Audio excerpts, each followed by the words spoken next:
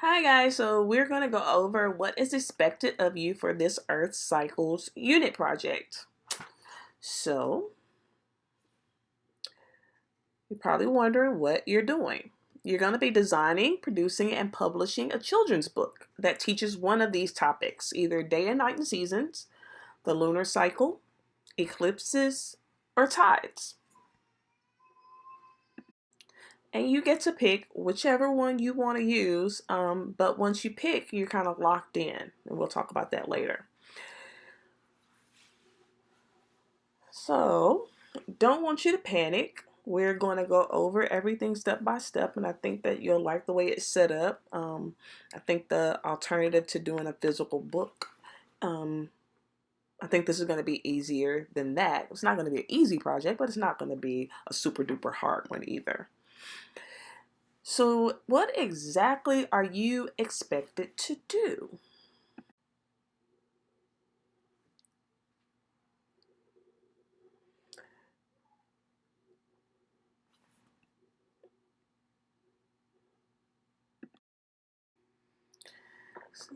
So you're going to create a full color illustrated book, then edit and submit it on the Book Create platform.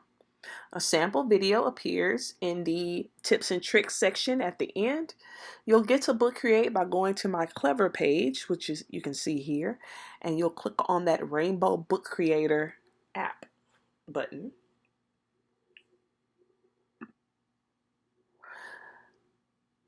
So as we start working with it and getting everybody logged in and comfortable with the actual platform, then we will begin making our books. So hopefully tomorrow and over the next couple of days, we'll make sure everybody can get in.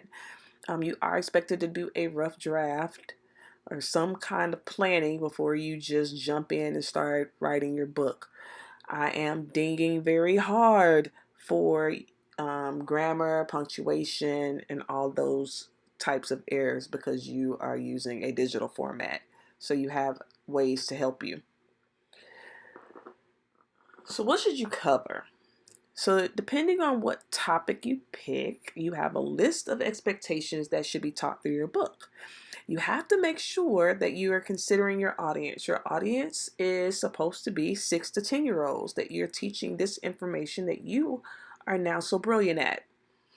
If you are choosing day and night, you need to cover the cause of day and night. You need to define rotation, how long it takes Earth to rotate, differences in day and night hours during each season, why some areas experience 24 hours of day or night, how much of Earth is lit at any given time, describe day and night at the equator, and any other information needed to complete your presentation. Your presentation must include a diagram. If you choose to do seasons, you need to cover the cause of the seasons, define revolution, how long it takes Earth to revolve around the sun, the degree of tilt of the Earth, why the equator experiences no seasons. You need to cover information about solstices and equinoxes, differences in northern and southern hemisphere seasons, the differences in day-night hours during each season, and again, you must include a diagram. You may also include any other information needed to complete your presentation on seasons.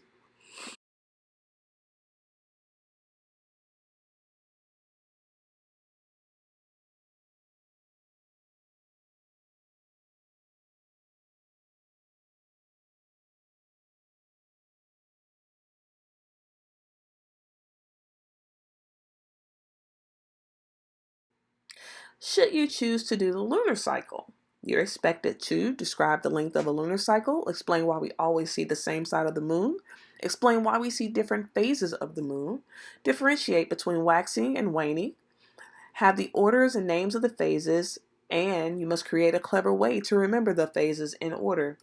Explain how long each phase lasts and how much of the moon is always lit. Of course, you must have a diagram somewhere in your book. For eclipses, explain when a solar eclipse occurs, when a lunar eclipse occurs, explain why we don't have an eclipse each month, describe each type of solar eclipse, how long an eclipse lasts, describe the dangers that occur when viewing eclipses and why they cause harm, And again, you must include diagrams of each and every type of eclipse. For tides,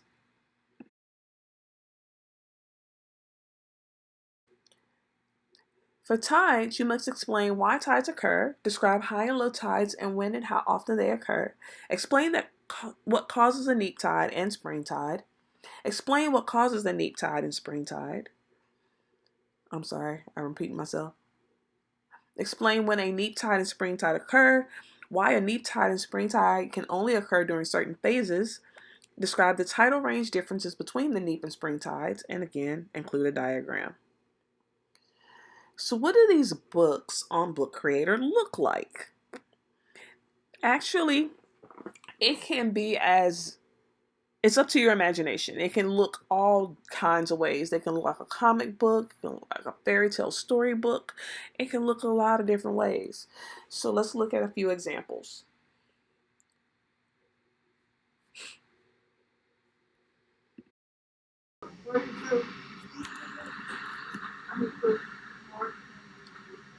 So this book is teaching Earth's layers. And you can see.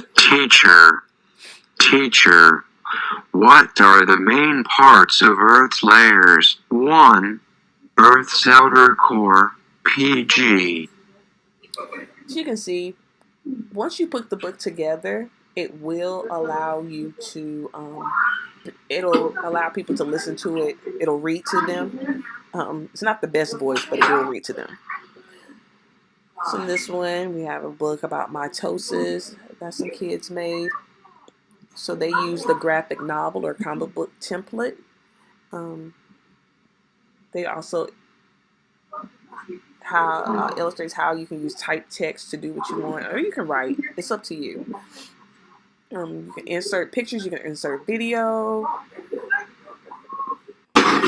This book is a little younger kid did this book. Image, the respiratory system, Xavier Smith. So you can see how you can kind of do a combination of text. Introduction. In this book you will learn about the lungs and how the respiratory system works. Here is a drawing of the respiratory system. Image, the respiratory system, trachea, windpipe, lungs, diaphragm. Image, how the lungs work. The lungs work by the diaphragm muscle. So you can see that you can do a combination of writing, your own handwriting and text and your own pictures and downloaded pictures. The possibilities are endless. So you can make this as creative as you wish. And being a summative grade, you probably want to be pretty creative and pretty accurate.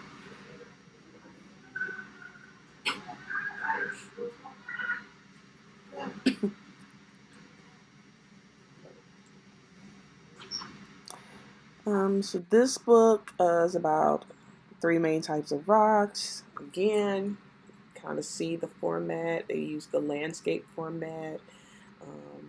She put in pictures that she probably searched online, wrote about the different types of rocks, included some fun facts and a glossary. You can add as many pages to the book as you need. It usually comes with 3, and you can just add on as you need to.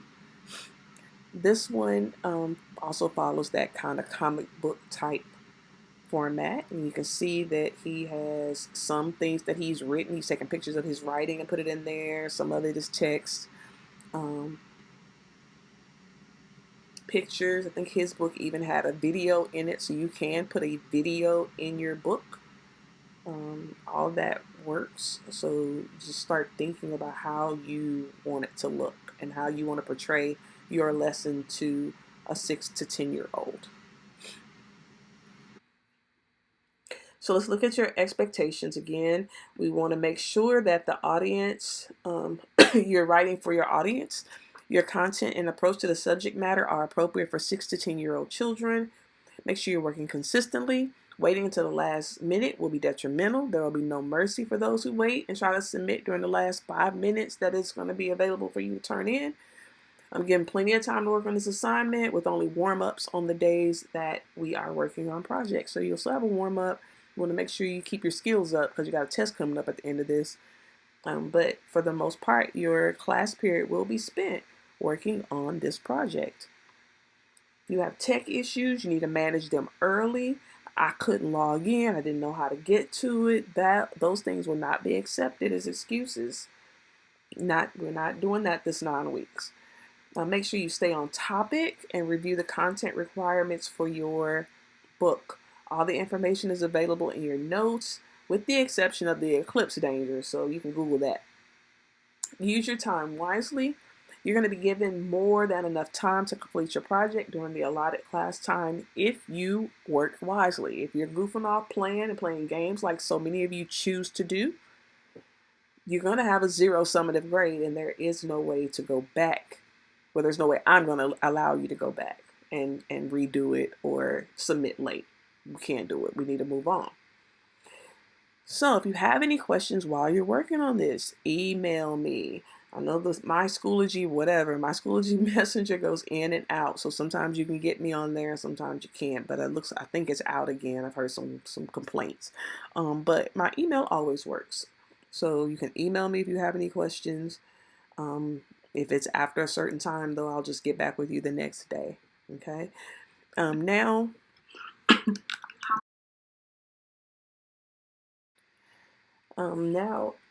there is a video following this where there's another student who kind of walks you through how to use the Book Create and some things that you can do. And she barely scrapes the surface of all the things you can do with Book Create, but you can listen to her and see how you're supposed to do it. Now, at the beginning, she does talk about copying a book. You guys aren't copying a book. I'm not giving you a book to work on. You are creating your book from scratch. So there is the little section where she talks about copying the book. You can ignore that because that doesn't apply to you. Around 118, she gets to how to create a new book, hitting the plus sign and showing you all some of the features that are in the Book Create app. Okay? Let me know if you have any issues. How to use Book Creator. We're going to be covering how to sign in, how to copy a book, and how to make your own book. Okay, so you'll need to go to app.bookcreator.com and make sure you are on student sign in and not teacher sign in. So I have a Google account, so I'm going to sign in with Google, but you can also sign in with Office 365, a QR code, or with Clever. Okay, so select your account. Okay, once you've signed in, you will need to enter the library code that you will have received from your teacher. Okay, so the next thing we're going to do is copy a book. So as you can see, my teacher has left me a book to work on. So I'm going to press on the library icon down here. I'm going to press copy book and choose the library I want to copy the book to. So now I have this book in my library for me to work on. So I can now click on this book and edit it.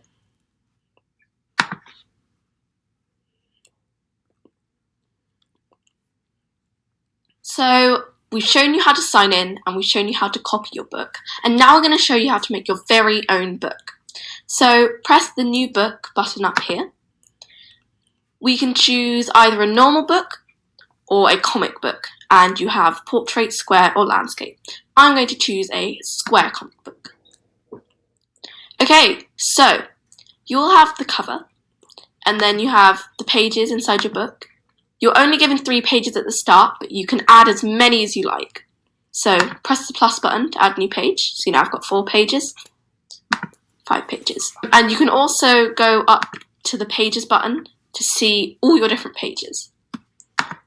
Okay, so if we go back to the cover, there's lots of stuff we can do. So if we press on the little plus icon at the top, we've got media, comics, and shapes.